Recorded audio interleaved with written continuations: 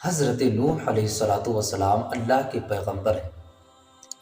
جب آپ کی قوم نے آپ کو پریشان کیا، آپ کی باتوں کو جب نہیں مانتے تھے، تو آپ نے دعا مانگی ان کی ہلاکت کی۔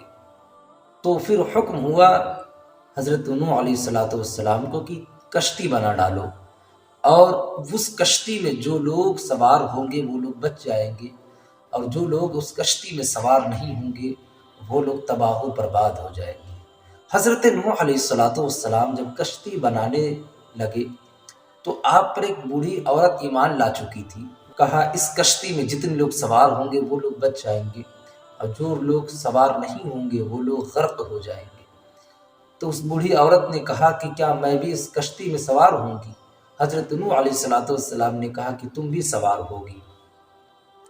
تھوڑی دیر کے بعد وہ عورت پھر آئی، آنے کے بعد کہتی کہ کیا کشتی تیار ہو گئی؟ حضرت نوح علیہ الصلاۃ والسلام نے کہا کہ ابھی نہیں۔ پھر تھوڑی دیر کے بعد وہ آتی ہے، اس طرح وہ آتی رہی۔ حضرت نوح علیہ الصلاۃ والسلام غصے میں اس سے بولے کہ کشتی ابھی تیار نہیں ہوئی ہے، جب تیار ہو جائے گی تو تمہیں بتا دیا جائے گا۔ وہ وہاں سے چلی گئی، کہتی ہے کہ میں دوبارہ نہیں پوچھنے کے لیے آؤں گی۔ اللہ کی طرف سے حکم ہوتا ہے کہ اے نوح علیہ السلام، تم نے اس بوڑھی عورت کو کیوں ڈانٹا؟ وہ تم سے کتنا پیار کرتی ہے۔ حضرت نوح علیہ الصلاۃ والسلام اس کے گھر پہ گئے، اور جانے کے بعد کہتے ہیں کہ جب کشتی تیار ہو جائے گی، جب طوفان آنے والا ہوگا تو سارے لوگوں کو کشتی تک آنا ہوگا چل کر، اور میں تمہیں خود بلانے کے لیے آؤں گا، یہ میں کام کروں گا تمہارے لیے۔ اور حضرت نوح علیہ السلام یہ پیغام دے کر چلے گئے۔ جب طوفان آیا تو سارے لوگ کشتی میں سوار ہو گئے، اور وہ کشتی وہاں سے چل پڑی۔ جتنے لوگ وہاں پہ تھے جو پہاڑ کی چوٹی پہ جا کے اکٹھا ہو چکے تھے، سب لوگ تباہ و برباد ہو گئے، غرق ہو گئے، سب کچھ ہلاک و تباہ ہو چکا تھا۔ اتنے میں حضرت نوح علیہ الصلاۃ والسلام کو یاد آیا کہ میں نے تو اس بوڑھی عورت کو بلایا ہی نہیں، میں نے خود کہا تھا کہ اس کو میں بلاؤں گا، اور ذہن سے میری بات نکل گئی۔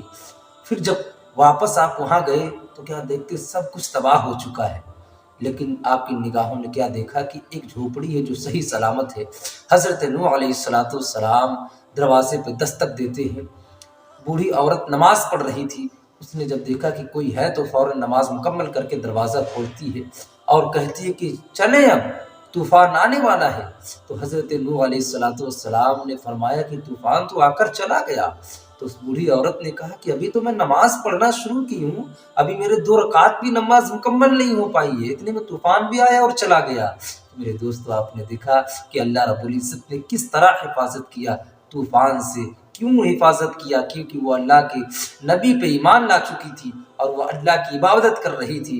اس لیے جب زمین والے آپ کو گرانے کی کوشش کریں، آپ کو برباد کرنے کی کوشش کریں، تو کبھی آپ ڈرا مت کرو، بس اللہ کی رضا پہ راضی رہا کرو، اللہ سے لو لگا لیا کرو، کیونکہ فانوس بن کر جس کی حفاظت خدا کرے وہ شمع کیا بجھے جسے روشن خدا کرے۔